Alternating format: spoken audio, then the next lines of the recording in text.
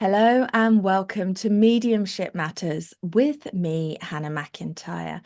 And today I have another fantastic guest for season 5, the wonderful Bill Hughes. Welcome, Bill. I'm so excited to have you here. Thank you, Hannah. I'm honoured and so thrilled to be excited to come onto your podcast. So thank you for the invite. I'm really because our paths keep crossing in like Facebook comments and quite right twos and yes I and things like that, and it's just really lovely to take some time to sit down and chat to you today. So I cannot wait to hear your story. Now I realized that I did a bit of a faulty intro there because I just said your name like everyone's gonna know, like you're Prince or Michael Jackson, but you too are a demonstrating psychic medium and teacher, aren't you? I am indeed, Hannah, for all my sins, yes. They'll work with anyone, Bill. That's what they keep telling me. There's a light bulb. That'll do.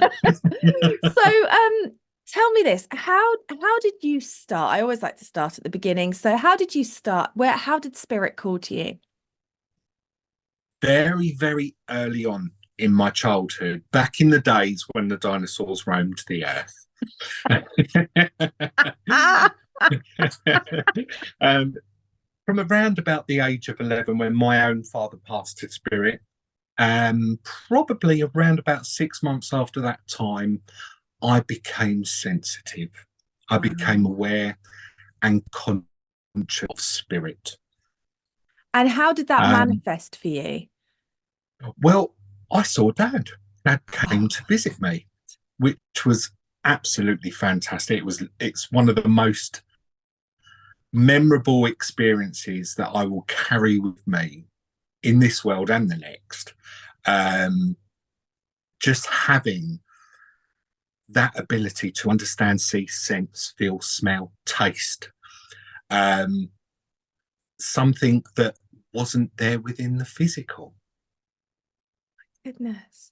So, do you mind telling us the story of that? Like, what were you doing? How did this manifest? Rainy Tuesday afternoon, I don't know, playing with a toy train, and there's Dad. Like, how did it work?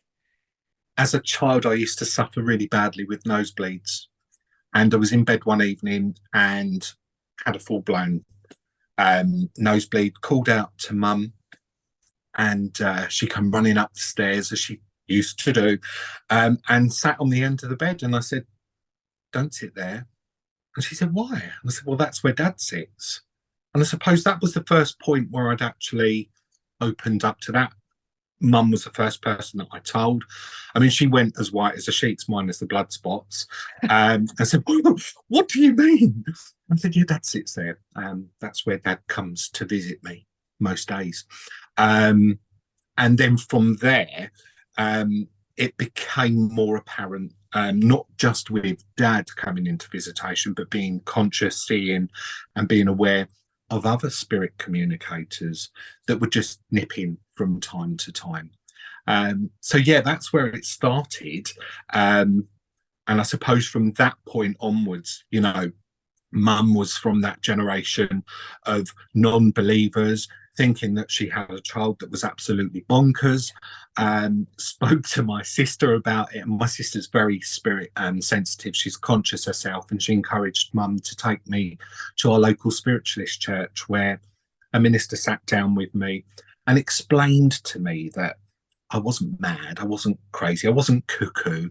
Everything that I was seeing, sensing, feeling was real, but there's only a select few that get to sense that. So that was quite reassuring. That's incredible. And when you're saying seeing, do you mean seeing with your physical eyes? Because I know that's quite common with children, isn't Yeah, it? yeah, physically seen. Yeah, Wow. physically seen, and I'm blessed right up to this current day that I still get to see spirit. Not all the time, but I suppose when they're ready or when the time is needed for me to do so. Oh my goodness, that is so incredible, and I'm so jealous. I'm going to take you off the podcast immediately. So that's fantastic. And so you're 11 years old. I mean, how lucky were you that your sister was there and you weren't cut off from it and you were able to. So what happened? Because I know that in the questions that I asked before you join, sign up for the podcast, you said you developed for 4 years and you sat in a development circle. So what happened between the ages of 11 and sitting in that circle? Did you just pootle through life and be aware of the odd? Yeah, pretty much so. I mean, through my teenage years, I used to frequent and go to spiritualist churches quite a lot. And that was just to sit in the ambience, to feel, to take in the energies, the healing, and to watch mediumship demonstrations. But obviously, you hit a certain age as a teenager and your interests change, and the opposite sex tend to kind of like take over and say, hey ho, Bill, we want your attention somewhat more so now.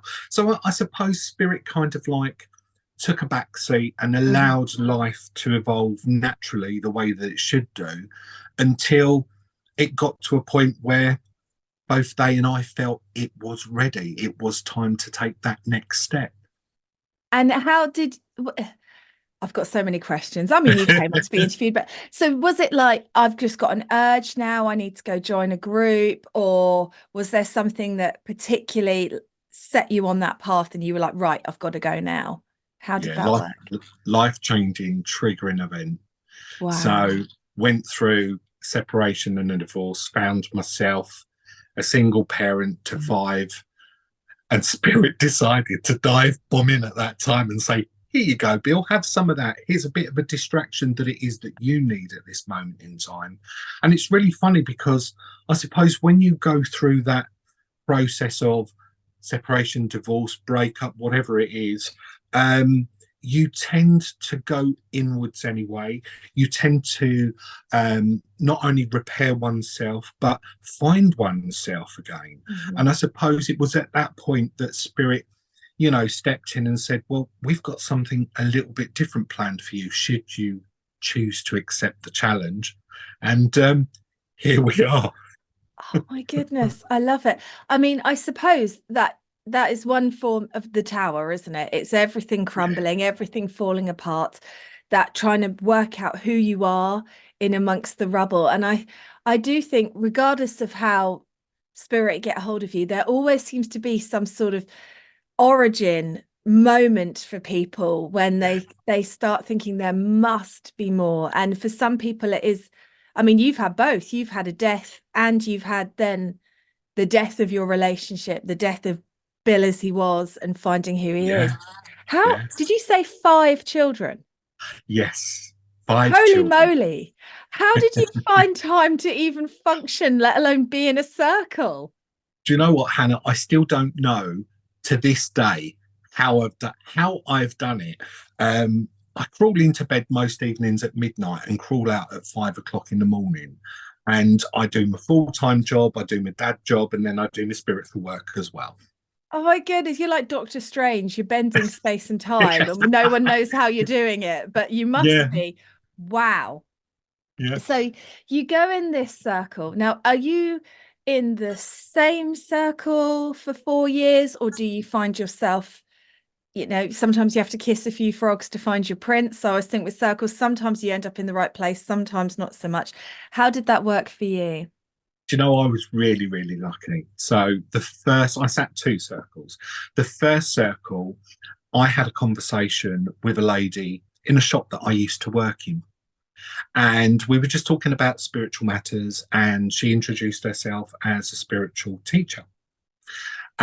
Lived locally to where I worked, run a development circle from the bottom of her garden in a summer house with her husband, invited me to go along, took up the offer, and sat with them initially for the first 2 years of my development. It wasn't until I was in that space, that quiet time with spirit, that they then gave me indicators that I needed to progress. I needed to move into church to learn the ethos and the understandings of the churches, platform work, platform demonstration, how to project your voice, how to convey your body language whilst you're demonstrating. So Spirit took me there also. So I then joined a church circle, development circle at my local spiritualist church, West Wickham, and that was led by Karen Wood. And I stayed within my initial circle with Karen and Gary Wright as well. So I sat the two circles twice weekly from the second year for a further 2 years before Spirit told me, "Okie dokie, it's time to rock and roll. You've got to get out there now, Billy boy." I love it. I love it. And it's so fascinating to hear somebody who comes from a church background's tale, because I don't. So I love to know all that, because there's so many routes, and Spirit will get you down whatever one they can, won't they? And Yeah. however they can. And I just think it's incredible. So where do I want to take you with this now? When you when you went out into the big wide world to Yeah. be Bill Hughes, psychic medium, did you instantly start doing both platform and one-on-one readings? Did you focus on one? How did that unfold for you? I started with the public demonstrations. So I started with church services, um, which ironically only lasted for a very short space of time, because I stepped out publicly in 2019, November of 2019. And then 6 months later, Auntie coronavirus kicked in. So I was just getting a sense and a feel and an understanding of what it was like to publicly demonstrate. And then wallop, everything was closed down. So I'm like, what am I going to do now? Yeah, it's What weird, do I isn't it? do? And Spirit then took me online. Exactly what happened to me. I still have in my little lean-to here my poster with "sold out" written Yes. on all these events that never happened. And Wow. I'm quite glad now, because I don't think I was as ready as I thought I was. And I had a lot of learning from working online, which really helped when I did go to do it in person, because I mean, you know, that platform is such a passion, isn't it? If you Oh my love goodness. it, it's addictive, it's so fun, the energy's so great, but it is also bloody hard work, and you've got to be spinning so many plates. So Absolutely. I mean, in platform, I was slightly envious of people with church backgrounds, because obviously when you went to do platform, you got to get up and you had supportive, you had a nice audience. I had to create audiences and go straight for an hour, because it was so that the online really does help with that as well, doesn't it? In building that stamina and that. I love it. I love it. So you obviously have done a lot of platform. I know you work with a couple of other great mediums and quite a few psychic nights and things like that as well. What, in your opinion, makes a good platform medium? I think the perfect platform medium is somebody who is true and authentic to themselves. They are fully empathic. They are passionate with regards to what it is that spirit want to share, not the medium, not the ego. It's what spirit want to convey through you as the vessel to reach all of those participants, recipients. That's what makes a perfect platform medium. I love it. Not just a good one, a perfect one. A perfect platform medium. I love it. I love it. Now, I know that you also teach yourself, don't you? So you Yes, do online development, and do you also run a circle or a meeting group? I do. So I Yeah, run an online development group which takes place once a month. fantastic. And what would you give as tips for developing mediums who are just starting their journey? Like, how would you suggest that they start that process? The first thing I would say is trust the process. which is something so difficult to do when we first open up and we first go into this. So trust the process, trust where it is, and allow spirit to guide you to whom it is that you should be seated with at that particular point. One thing that I always say to anybody that comes into any of my classes is that I might not be the right teacher for you. You may not be the correct student for me. So initially, it's get a sense and it's get a feel for that class, for the group members, for the teacher. Because let's remember, when we go through our education at school, we're not just stuck with one teacher all throughout that whole process. We have a number of teachers that we sit under and that give us the skills that we need to learn to go through life. And spiritual development is no different. Yeah. And I always say to my students, you will know when you're ready. I know when they're ready to move on, but you will know when you're ready to move on. And I always wait for that, because it takes a lot of courage to then say to somebody that you've been sitting with for, several years, I'm ready to move on. I don't feel that I can take anything more from you. And there's nothing more I love to hear than that, because I know then that they're deep within their own understandings, that they're fully connected to their own spiritual guide team, and that they're ready to take that next step and advance and learn under somebody different who can teach them different skills and attributes. I love it, because also I think mediumship's so personal, isn't it? And you have to unlock the personal aspects of you. You do have to kind of go through like a refinement process. I feel like I've been a rock in a tumbler where I've been bashed around into different ways until I came out this shape, and who knows if I'll stay. But yeah, fascinating.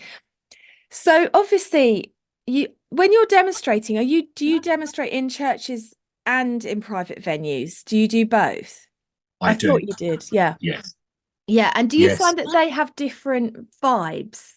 Is there a different type of audience? How does it differ? Because I don't do churches, so I'd love to know. Right. So when we do churches, 95% of the congregation are already believers. Yeah. 95% already believers.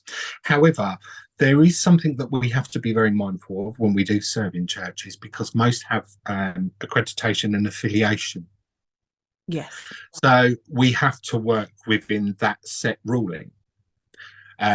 Whereas when we're publicly demonstrating, if we've got a little bit of a naughty communicator, we might be able to get away with saying a few things that we shouldn't or we're not allowed to within that church-based environment.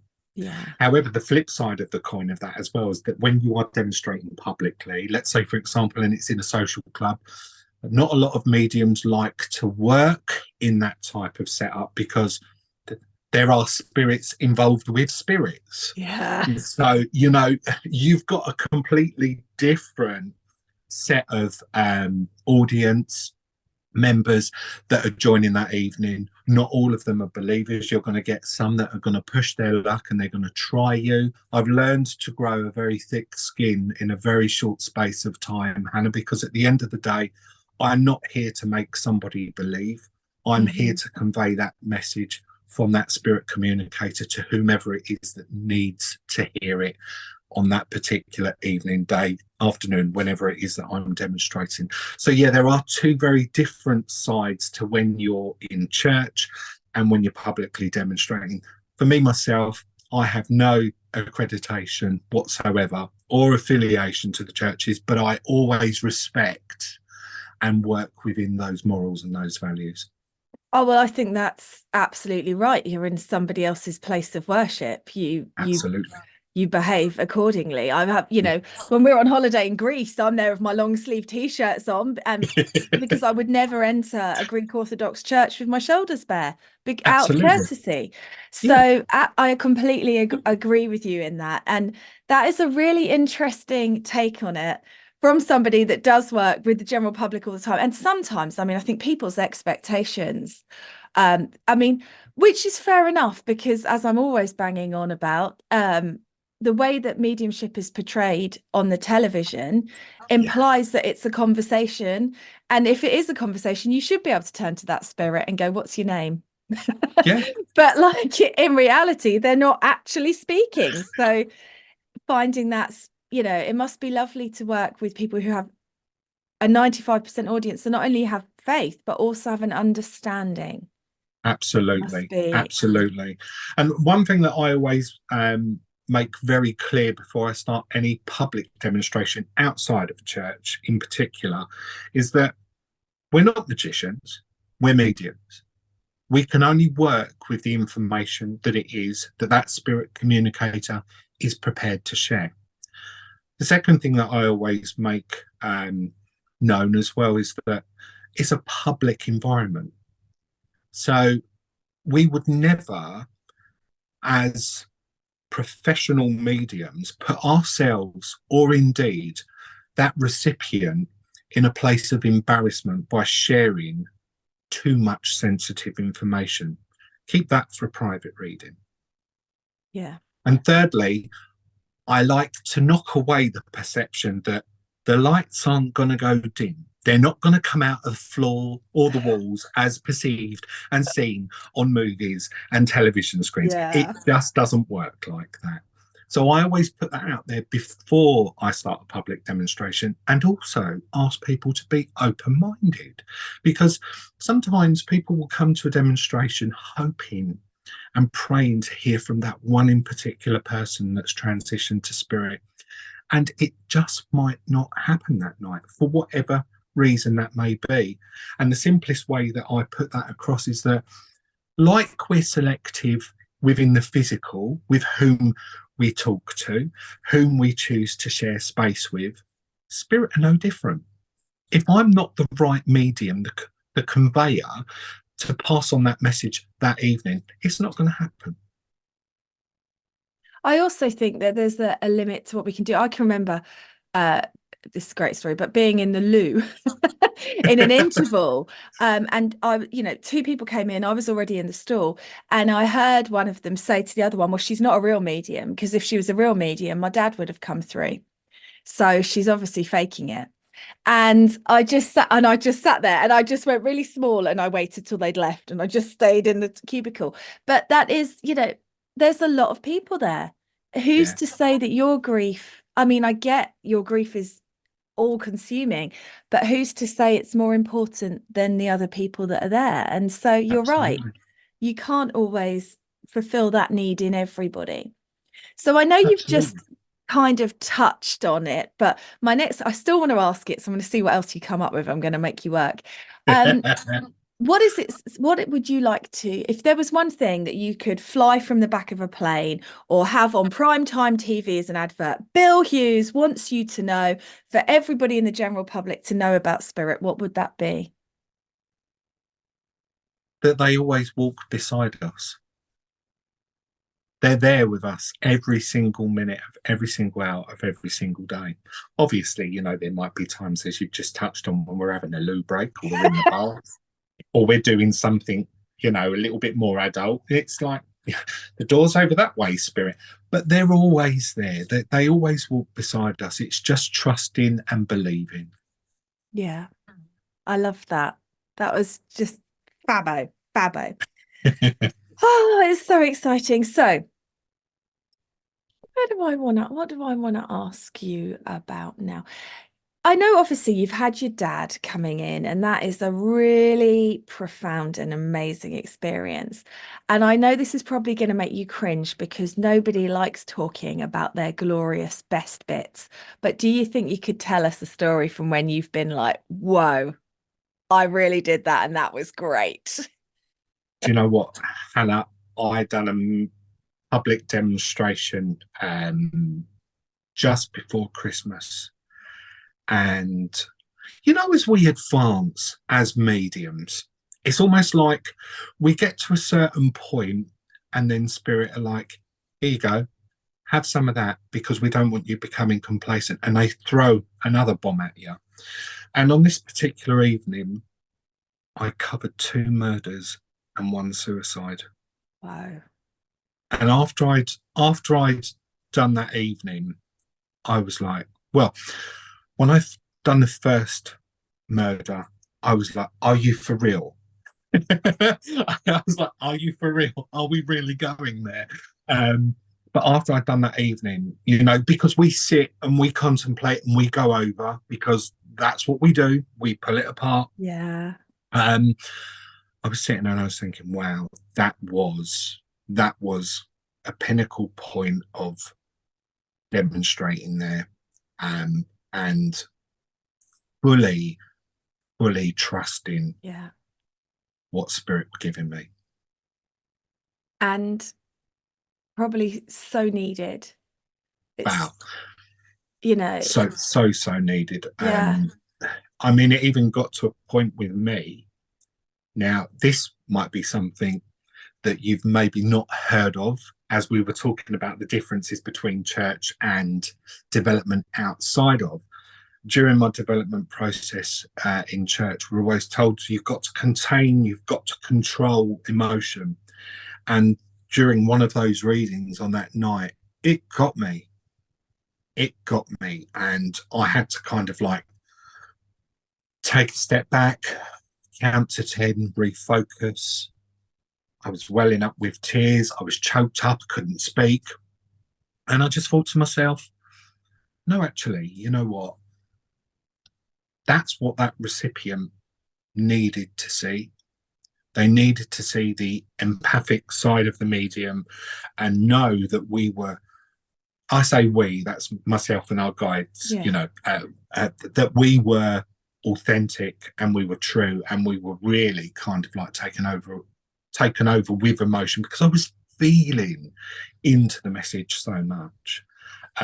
So yeah, it was a beautiful evening. I was very grateful to Spirit for sharing such sensitive information publicly again, being Yeah. very conscious of what it was that I was conveying and saying. But it was a beautiful, beautiful evening. I mean, you've made me well up just telling me about it. There's you going, contain your feeling, and I'm like, uh-oh, here we go.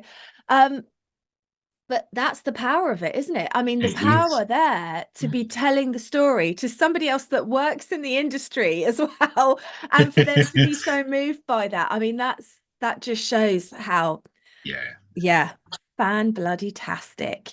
Now, obviously you've got your online teaching, I've got all your demonstrations coming up. I know that you've got one which I'm really glad, because we're recording this in January, but it's probably not going to be released till March time, because that's the way things are at the moment. But you've got a dem in Sutton in April, haven't you?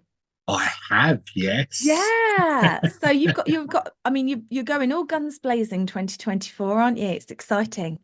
Yeah, I've released the early part, or the first quarter so far for this year. There's so much more to come, which I'm truly grateful to Spirit for, and there's more opportunities that just seem to keep knocking on the door. I mean, literally an hour before I come on to the podcast this evening, I've got another dem lined up. Another public den, somewhere new, down in Portsmouth, and I'm really excited about that as well. So it's just phenomenal that we were talking, obviously, before the podcast, weren't we? That one door closes and then another door opens and opportunity comes knocking. Yeah, and you have to allow that space, because not only are you doing these UK dems, but you're also going to Austria. I am, That's yes. fun. What are you doing in Austria? So I'm going over to publicly demonstrate, teach, and do private sittings Holy in May. moly. Yeah. So I how bet you exciting can't is that? wait. That's going to Do you be, know, I'm really looking forward to it. And again, this is something that is going to push and going to stretch me as an individual, because I'm going to a country that doesn't converse in English. So I'm having a translator. Mhm. So not only am I trusting what Spirit will be placing with me, but I'm placing my trust in the translator to convey the message to the recipient who can't speak English. So yeah, that's going to be exciting. That's something really different. And again, just pushing the boundaries and Spirit's way of saying, we're not letting you become complacent, Bill. Here's something new for you to be focusing and channeling into. I love it. And I have no doubt that there is just so much more exciting stuff to come for you. You can feel it crackling off you. So I can't wait to see where you go next. Um, I I just want one more question, if that's okay. Yeah, 4 years at 2 sessions a week, that is a hefty commitment to spirit and your development. How important do you feel like that was? hugely important. Because let's not forget that when I started that process, I was also going through my own healing journey as well. So there are some mediums that don't have to sit as long. And we're all unique, we're all individual, we're all bespoke, so to say. Yeah. So who are we to put a time limit on another? Okay. But for me, I think I had to go into that personal journey of healing, and spirit helped me through that process during my own understandings and development with themselves. But for me, it was the right length of time, because although I understood, there was a lot of fine tuning that needed to take place. There was a lot of confidence building that needed to evolve before I stepped out onto platform. I mean, even now, and it might sound funny, Hannah, but even now, to this very day, I might come across as a very confident individual, but before I step foot on platform, my stomach is doing somersaults. I feel sick. I can't sit still. I'm pacing up and down because we always worry. We always think outside of the box. I'm always thinking, well, what if I don't get something? Well, that's not going to look very good, is it? So, we always kind of like over evaluate the situation before it's even happened. Yeah, But definitely. for me, I had to sit within that time period to heal, to understand, and to progress before I stepped foot out there. Because as mediums, we have the power through words to either uplift or destroy. And we need to understand the difference between the two, because you do not want somebody going away from a public dem or a private sitting where they feel demoralized and demolished through the words of what it is that you've shared. I want them to go away skipping down the garden path Yeah. or leaving that venue on a high, even if they've not had a message themselves. Because, as you very well know, when you're publicly demonstrating, people can take something from somebody else's message, Yes. and that's spirit's amazing way of working and reaching not just one. So for me, it's all about that upliftment, that positivity, that vibe of people leaving, feeling refreshed, actually feeling as though they physically had that communicator in the room with them one more time. And that is, I think, the thing that changes the whole audience is the presence of spirit. Whether it's your spirit or somebody else's, it is that presence, which Yeah. I knew you were going to be great. Thank you so much for sharing your story and all of your thoughts with us. I'll put a link to your website on the show notes so that everyone can go Thank check you. you out. And thanks very much. Bless you, Hannah. Thank you so much indeed.